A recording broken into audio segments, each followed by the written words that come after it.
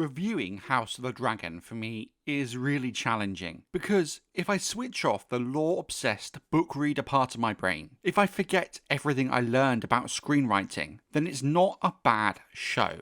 Much like Game of Thrones Season 6, it is a bit 50-50. For everything House of the Dragon does really well, it does something really fundamentally short-sighted and frankly dumb, but I still really enjoy watching it. What is hard is when I know what was possible for House of the Dragon based on the books. I mourn the loss of what could have been. I think the best way to enjoy House of the Dragon is to stop thinking of it as an adaptation of Fire and Blood, because at this point it's fundamentally not, and starting to look merely as being inspired by George R. R. Martin's story. Episode 3 has really given me pause for thought. It took me a second watch to really settle on how I felt about it. We knew this was going to be a concept episode based on Rhaenyra for a while, but we didn't know what that meant. I think to call this a concept episode was a step a bit far. I can't really see anything, too conceptual, but it is exactly what I wanted for the Green Council episode of Season 1. Something akin to a bottle episode in the council chamber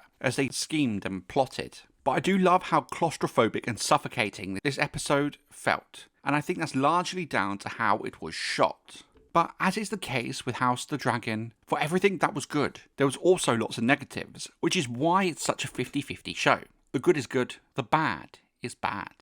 Now I think this scene between Ormond Hightower and Daemon makes a lot of sense in the context of the show, and I'm glad they added it even if it doesn't make much sense in the context of the wider story for Daemon to be there at this point, book-wise. But it makes sense that Rhaenyra, having now taken King's Landing, and with Aegon MIA, they would try and negotiate with Ormond, who at this point in time in the show hasn't done much apart from march his army towards King's Landing. It seems there was no Battle of the Honeywine in the show, so the Hightower men and Daeron haven't really seen any combat, making peace a lot more viable. However, I think the Daeron aspect of it is really dumb. While the imposter part kinda works in buying time for Ormond to take Tumbleton, but it's just how they've gone about it has so many issues. The main question I have is Daemon happily takes Daeron, yet leaves his dragon Tessarion behind. What are the Hightowers going to do with this riderless dragon? I mean, I would have thought you take Daeron, you also take his dragon. It's like leaving your foe a nuclear missile, but not the codes to launch it. It's still really, really dangerous. Again, this being a cold open really does highlight the fact that in reality this is actually the start of Season 3, and that Episode 1 and 2 were meant for Season 2. Something I really think comes across in this episode is that Daemon and Rhaenyra are not 100% fully on the same page. You have Rhaenyra being very serious and struggling to cope with the pressure she's about to endure, yet Daemon is still very unserious and light-hearted, very much the rogue prince. We see later in the episode that his motivation and the scale of his ambition far exceeds that of Rhaenyra when he talks about conquering the 3 cities in Yi Ti, while Rhaenyra is content with ruling the 7 kingdoms. I think they included this again to highlight this dividing mentality between the pair. Yes, they clearly love each other, but what drives them is very different. We also see how Daemon is much more of a realist. He knows they have to kill Daeron. He's willing to make those really challenging calls, which is something Rhaenyra struggles to do. I do wonder if the inclusion of these scenes specifically have been added to set up the slight distance that develops between Daemon and Rhaenyra, so it's not so they're split, so events to come later in the season don't just come out of nowhere. I think we may see more of these moments of conflict like this as the season goes on. I suspect Rhaenyra might be a huge point of contention between them, and where they might try and fold some of Nettle's storyline into this. Like I've said already, the fake Daeron plot really does baffle me. But what this does mean is that Rhaenyra still hasn't shared a single moment of meaningful interaction with any of her brothers. Much of this is down to the reframing of the dance between Rhaenyra and Alicent rather than Rhaenyra and Aegon, which I think is a real loss for the show. It waters down the fact this isn't just a civil war, but a war between siblings, between family. I get that Ryan Condal made Alicent and Rhaenyra the narrative focus of his show, but there were still ways they could have made the relationship between Rhaenyra and her siblings much more meaningful and impactful. I really enjoyed this small council scene because it really exposes the flaw of each of the characters present. Daemon's blasé attitude, Corlys' pride, and we actually get to see some of the flaws of Rhaenyra, given the fact she seems to be focusing on the wrong things right now, and kinda has this tunnel vision of ensuring she is seen as legitimate, rather than dealing with the more pressing and important issues, such as your starving small folk. We get a mention of Tywin Lannister and the missing crown gold, and also all while pointing out how reckless and dumb killing Jasper Wild was, given he's likely the only man who knew of Tywin's plans. It shines a spotlight on the rogue and unpredictable elements of Daemon. Tywin is missing, presumed dead right now, but I hope this is just some kind of misdirection. They haven't killed him off screen. He plays such an important part in the endgame of the dance, and it really wouldn't be the same without him. A nice little touch is seeing Daemon show some care about the likes of Simon Strong when he learns of their deaths. It's not often we get to see this more mournful, emotional side of Daemon. I do wonder what they're going to do with Luther Largent, given he seems to be a lot more active than in the book, and they've cast a much younger actor. He's acting as a pseudo-Queensguard,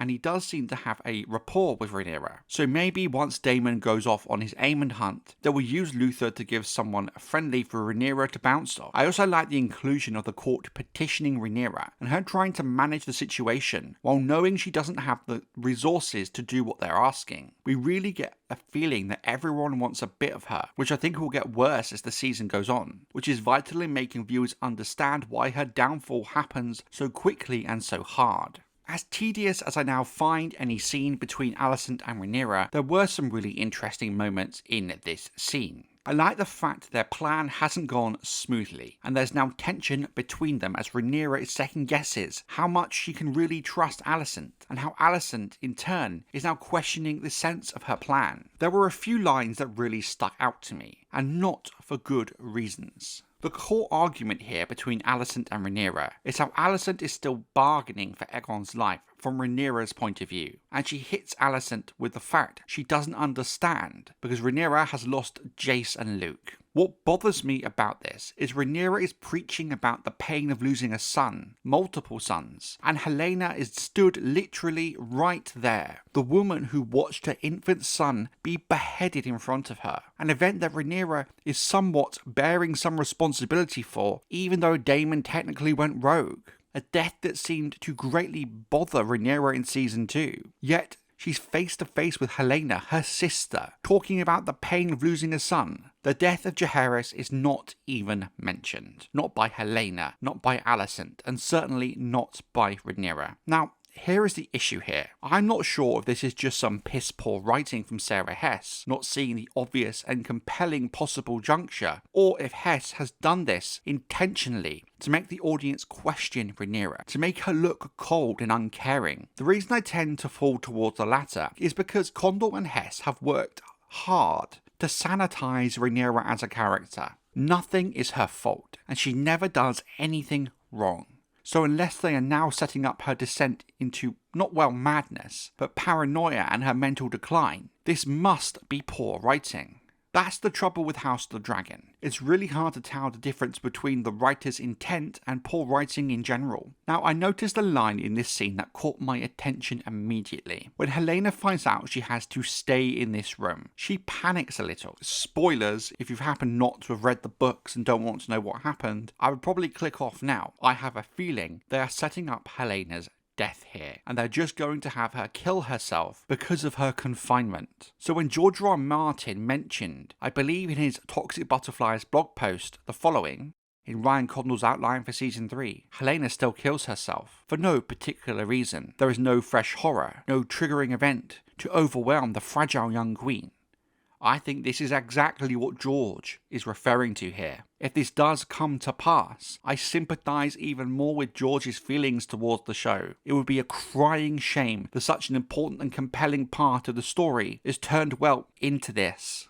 The scene with Rhaenyra and the High Septon might be my favourite of the season so far, even if it doesn't make sense why the High Septon is suddenly in King's Landing. If you've ever picked up Fire and Blood before, there is one thing that you learn very quickly. House Targaryen or not, you do not fuck with the faith. They are very powerful and have massive influence over the small folk. They effectively took down King Aenys and were a constant thorn in the side of Maegor the Cruel. Jaehaerys managed to make an accord with the faith and saw it better to work with them than have them fight you. Hence why the doctrine of exemptionalism was so important. Yeah, you can burn the High Septon or go to war with the faith. But as Maegor learned, given how entrenched the faith is into Westerosi society, you risk a small folk uprising. I think this scene is supposed to convey Rhaenyra's hubris. Almost her whole life she's been told by Viserys she's the heir to this great dynasty, the gods chosen and super special, and she truly does believe it. It's why she's so hard in her convictions. It's why she believes she has the power to command the faith to her will. She's misunderstanding the very lesson that Jaehaerys I set out. The High Septon is correct. He anointed Aegon II as the rightful king. He cannot just turn around and anoint Rhaenyra the rightful queen and the gods chosen. Because by the faith's own doctrine, they've already chosen Aegon. So for him to anoint Rhaenyra, they need Aegon to be dead. And it cannot just be because Rhaenyra says it's so. Rhaenyra believes the High Septon is being difficult because maybe he has his own political agenda. But maybe he supports Aegon. But she's missing the point. That if the High Septon does not follow the protocol, and this need for Aegon to be dead, then anointing Rhaenyra anyway devalues and damages the legitimacy of even being anointed in the first place. We also get this spark of discontent from the High Septon and his views on dragons. While yes, they forged a working relationship with King Jaehaerys that kept everyone happy, it doesn't mean they actually have to like these Valyrian customs. There is also the fact that Faith and House Hightower are so closely interlinked, with many of the members of House Hightower a part of the Faith, and countless High Septons being of Hightower blood. Knowing this, maybe this is fueling some of Rhaenyra's misgivings when dealing with the High Septon. But in the end, I think Rhaenyra's hubris really is shaping up to be the centre of her downfall. While characters like Mysaria will try and steer her on a correct path, as she gets more and more paranoid and erratic as her mental state declines, I think she will double down with this whole God's chosen and divine right to rule aspect of her character. I really loved the dinner scene, and just how awkward it is. Corlys, of course, wants to name Alan his heir and legitimize his sons. What he's asking for is not unreasonable, given everything that Corlys has done and sacrificed for Rhaenyra and her cause. Now, some have pointed out that it doesn't seem right that Rhaenyra didn't know they were Corlys' sons, that it was so obvious. But I think given Rhaenyra's reaction and how blindsided she is from the request, she truly had no idea. Which begs the question, given the close relationship between Corlys, Adam and Alan, given Adam claimed a dragon, did she never really once question who they were and where they came from? So yeah, I get why some view this as a little bit odd. The whole period element of this has seemed to have divided people online dramatically, and yeah, I can see both sides of it.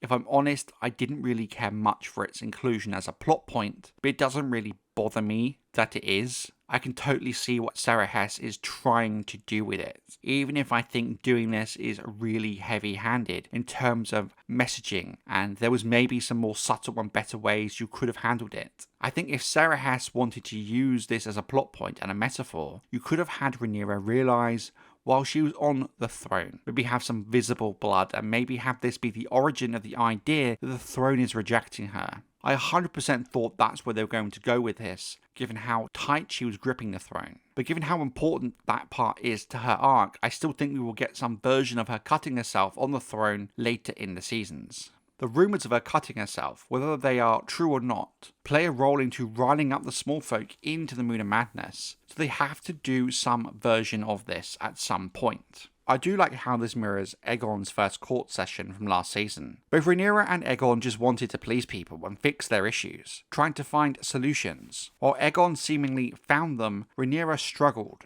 which I think they did to intentionally try and show the true impact the war has had economically. Yes, Aegon and Rhaenyra both had good intentions, but the circumstances Rhaenyra has found herself in after months of war mean she cannot act as she wishes where Aegon could.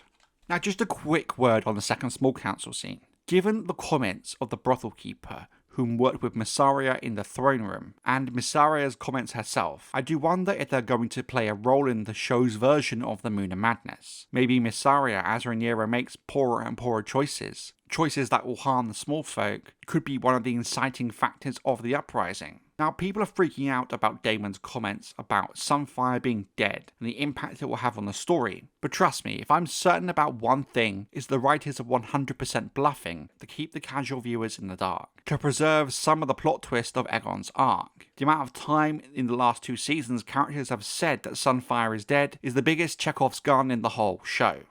The knighting scene was fun, and seeing the origins of how each of the seeds got their names. I think there's more to Olf wanting to be called Targaryen and Rhaenyra's brutal rebuffal of it than it first appears, and I wonder if they will use this for motivation as Olf during the first Battle of Tumbleton. They've been dropping these little moments throughout the season. I think the conversation with Hugh about bringing his wife to King's Landing and Rhaenyra's inaction with it will all be used as fuel.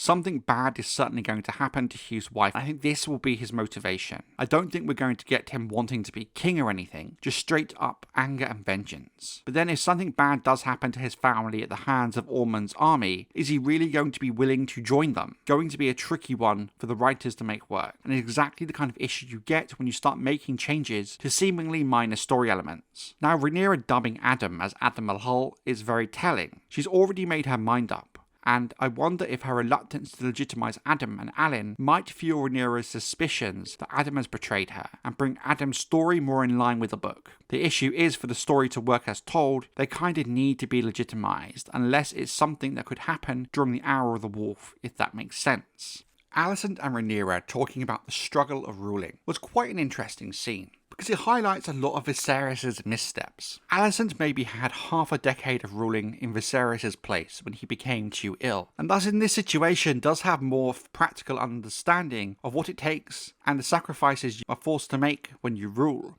When Rhaenyra was named heir, he never properly taught her to rule. We see brief glimpses of it when she was his cupbearer and present at council meetings, and when she was tasked with picking the new Kingsguard. But outside of that, Viserys did very little to actually help her. When you look back at most heirs to the throne, they've had decades of preparation to rule by sitting at their father's side, and in some cases being made hand of the king. So when they do come into the throne, they are established and confident in ruling. Because Rhaenyra separated herself from her court and Viserys stopped pushing her development as his heir as she got older, it means that now when she has come to power, she doesn't know what to do and doesn't know how to handle it, hence why she's getting so overwhelmed. I'm not sure how I feel about Rhaenyra feeding the nobles rats. She's a very principle-driven character, so I guess it makes sense for her to do this. But she's in a bit of a catch-22 situation here. If she doesn't help the small folk, they, as history shows us, when the small folk are pissed off and hungry, it doesn't matter how many dragons you have.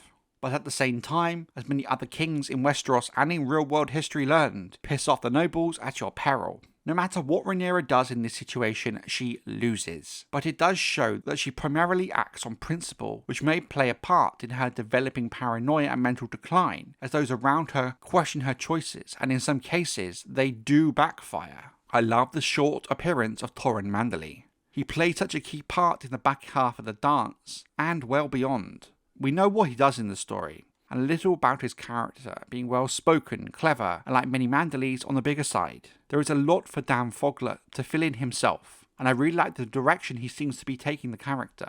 Again, I'm not sure how I feel about the scenes of Rhaenyra in person giving food to the poor. On paper, I get what Mysaria is trying to do, but it's very risky. Tensions are high amongst the small folk, and there will be those who blame her for their suffering, given it was her blockades that caused them to starve in the first place. I do like how exhausted she looks in this scene, almost ill, and people will notice this, and I wonder if this could be where the tales of her being a weak ruler may stem from. The scene of Corlys calling out Rhaenyra is absolutely a chef's kiss of a scene. I know Rhaenyra being reluctant to legitimize Adam and Alicent is a huge departure from the book. I'm normally a book purist, but Steve Toussaint acted the hell out of this scene. I suspect Adam and Alicent, or at the very least Alicent, will still be legitimized via another means. I try to keep these reviews vague when it comes to the books, in case a non-book reader stumbles into it, which often does happen despite the fact these videos are aimed at book readers, and I give multiple warnings. I think if we are following the larger plot of the book,